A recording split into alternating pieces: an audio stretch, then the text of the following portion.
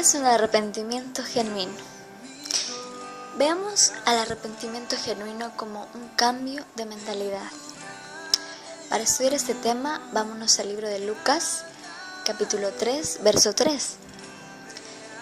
Y él fue por toda la región contigua de Jordán, predicando el bautismo del arrepentimiento para perdón de pecados. Con este pequeño verso sacamos una conclusión. Que si nosotros tenemos un arrepentimiento verdadero, obtendremos la misericordia de Dios, obtendremos el perdón de nuestros pecados. ¿Ok? Ojo con esto. Sin un arrepentimiento no habrá perdón de pecados y tampoco habrá vida. Es por ello que las Escrituras hacen declaraciones poderosas acerca de quién realmente se ha arrepentido y ha nacido de nuevo. Como nos dice el libro de Primera de Juan, capítulo 3, verso 9, todo aquel que es nacido de Dios no practica el pecado, porque la simiente de Dios permanece en él y no puede pecar porque es nacido de Dios. La persona que se ha arrepentido de verdad ha dejado de rechazar la autoridad de Dios y ha elegido someterse a él. Hay que tener muy en cuenta que el arrepentimiento genuino consiste en alejarse del pecado. Como lo dice el libro de Proverbios, capítulo 28, verso 13, el que encubre sus pecados no prosperará, mas el que confiesa y se aparta alcanzará la misericordia. Hay que alejarse del pecado. La única forma de mostrar que nosotros tenemos un arrepentimiento genuino, un arrepentimiento verdadero, es alejándonos de aquello que nos separa del amor de Dios. Una vez que nosotros elegimos someternos a Dios, entonces nosotros podemos sentir esa libertad para poder alabar y para poder vivir de acuerdo con la palabra de Dios. Cuando nos arrepentimos, Dios perdona y nos limpia de toda maldad. Como lo dice el libro de Primera de Juan, capítulo 1, verso 9. Si confesamos nuestros pecados, Él es fiel y justo para perdonar nuestros pecados y limpiarnos de toda maldad.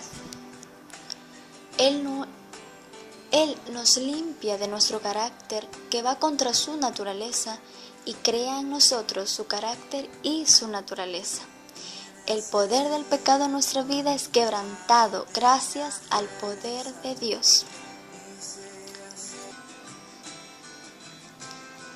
Si continuamos siendo atraídos por algunos pecados, esto se debe a que nosotros no hemos tenido un arrepentimiento genuino, hemos tenido solamente un arrepentimiento falso. Por eso podemos sentirnos muy culpables, avergonzados de nuestros deseos, pero en realidad en lo profundo continuamos anhelando o amando aquel pecado. Entonces, ese pecado está alimentando un área de inseguridad o de inferioridad y el deseo de satisfacer esos sentimientos se va a volver mayor que el deseo de cumplir la voluntad del Padre, de poder regirnos a la ley de Dios. Eso sería gravísimo para nosotros. Así que la única manera de ser libres del pecado y de lograr un arrepentimiento genuino en nuestras vidas es arrepentirse y someterse verdaderamente a la autoridad de Dios en su vida. Ese es el propósito de Dios. Eso es lo que quiere Dios para nosotros. Nosotros debemos tener un arrepentimiento genuino ante Dios, no un arrepentimiento falso, ya que ese arrepentimiento falso no te lleva a ningún lugar, más bien te lleva a seguir cometiendo el mismo error, a seguir cometiendo el mismo pecado, a seguir fallándole a Dios. Dios quiere en nosotros un arrepentimiento genuino. Si llevamos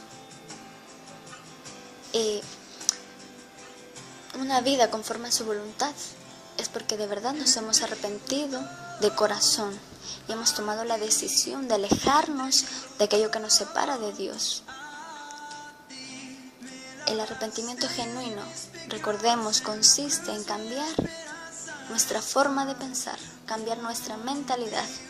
Es tomar una decisión ahora de alejarnos de aquello que Dios aborrece, que es el pecado.